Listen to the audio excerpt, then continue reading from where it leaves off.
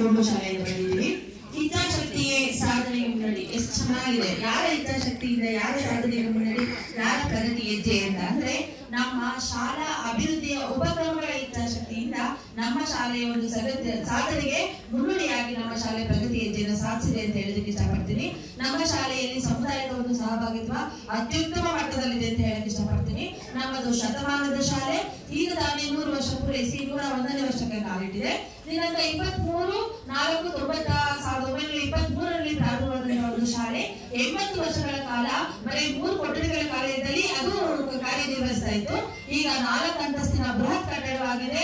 ಮತ್ತೆ ಸಿಸಿ ಕ್ಯಾಮೆರಾವನ್ನ ಒಳಗೊಂಡಿದೆ. ಪ್ರತಿ ಕೊಠಡಿಯಲ್ಲೂ ಮಕ್ಕಳಿಗೆ ಇಂಟರಾಕ್ಟಿವ್ ಡಿಜಿಟಲ್ ಟಿವಿಯನ್ನ ಅಳವಡಿಸಿ ಮಕ್ಕಳಿಗೆ ಪಾಠ ಬೋಧನೆ ನಡೀತಾ ಇದೆ. 18 ಕೊಠಡಿಗಳಿದೆ. 16 ಜನ ಶಿಕ್ಷಕರಿದ್ದಾರೆ. 6 ಜನ ಅತಿಥಿ ಶಿಕ್ಷಕರನ್ನು ಈಗ ಇಲಾಖೆ ಕೊಟ್ಟಿದೆ. ಸಾಧನೆ ಇರೋದಕ್ಕೆ ನಮ್ಮ SDMC ಅವರು 2 ಶಿಕ್ಷಕರನ್ನ ನೇಮಕ ಮಾಡಿಕೊಂಡು ಮಾಸಿಕವಾಗಿ ಅವರಿಗೆ 10,000 ಸಂಬಳವನ್ನ ಕೊಡ್ತಾ ಇದ್ದಾರೆ. 600 ಮಕ್ಕಳು ನಮ್ಮ ಶಾಲೆಯಲ್ಲಿ ಕಲಿತಾ ಇದ್ದಾರೆ. ಕನ್ನಡ ಇಂಗ್ಲಿಷ್ 2 ಮಾಧ್ಯಮಗಳು ನಮ್ಮಲ್ಲಿದೆ. ಕಂಪ್ಯೂಟರ್ ಕೊಠಡಿ ಸುಸಜ್ಜಿತವಾಗಿದೆ. 20 ಕಂಪ್ಯೂಟರ್, 9 ಡೆಸ್ಕ್ಟಾಪ್ಗಳಿದೆ. 24x7 ನಮ್ಮ SDMC ಅವರು ನಮ್ಮ ಜೊತೆ ಇರ್ತಾರೆ. ನಮ್ಮ ಶಾಲೆಗೆ ನೀರಿನ ಅಭಾವ ಇಲ್ಲ. ಇಡೀ ಕೂಡಲ ನೀರಿನ ಅಭಾವ. ಆದ್ರೆ ನಮ್ಮ ಶಾಲೆಗೆ ಮಾತ್ರ ನೀರಿನ ಅಭಾವ ಇಲ್ಲ. ಅದು ನಮ್ಮ SDMC ಇಂದ ಮಾತ್ರ ಸಾಧ್ಯ.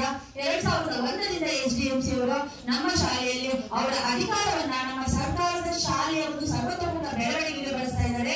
ನಮ್ಮ ಒಂದು ಸರ್ಕಾರಿ ಶಾಲೆಯಲ್ಲಿರ್ತಕ್ಕಂಥ ಒಂದು ಆವರಣಕ್ಕೋಸ್ಕರ ಶಾಲಾ ಮೇಲ್ಛಾವಣಿಯನ್ನ ಕೃಷ್ಣಪ್ಪ ಅವರು 15,80,000 ಖರ್ಚು ಮಾಡಿ ಇತ್ತೀಚೆಗಷ್ಟೇ ಅದನ್ನು ನಿರ್ಮಾಣ ಮಾಡಿದ್ದಾರೆ.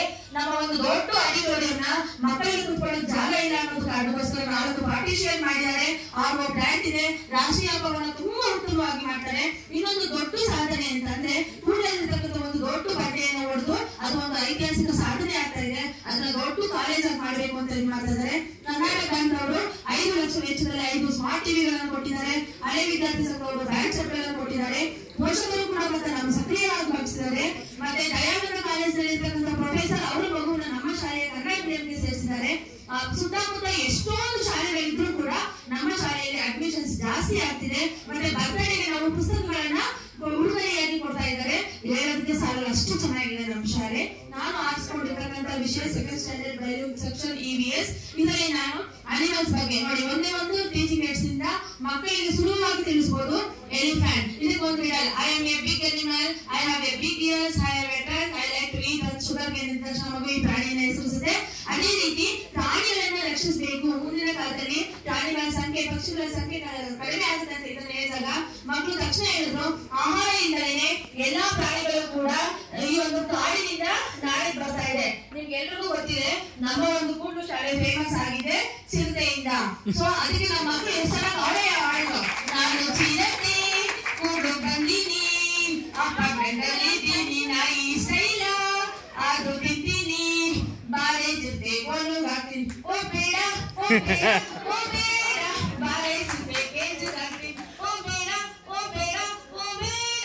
ನೋಡಿ, ಅದೇ ಪ್ರೈವೇಟ್ ಶಾಲೆಯಲ್ಲಿ ಎಲ್ಲ ಗುಡ್ಡಾಗಿರ್ತಕ್ಕಂಥವ್ರು ಬರ್ತಾರೆ. ನಮ್ಮ ಶಾಲೆಯಲ್ಲಿ ಏನೂ ಇಲ್ಲ. ಆದ್ರೆ ಪ್ರಗತಿ ಜಾಸ್ತಿ ಬರ್ತಿದೆ ಅಂದ್ರೆ ಅದಕ್ಕೆ ಪೋಷಕ